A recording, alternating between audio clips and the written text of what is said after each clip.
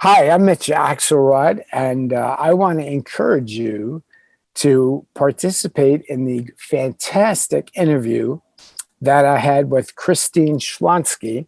We talked about how to be a rainmaker in your business, why it's important to understand yourself, your clarity, your own wisdom, and your own insight to get paid for what you know and what you see, not just what you do.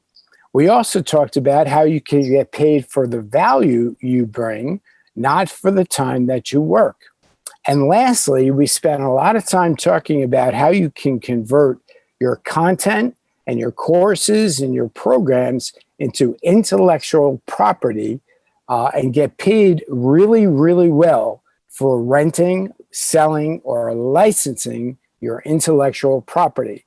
So make sure you tune in to the great interview done by Christine Schlonsky and Heart Sells.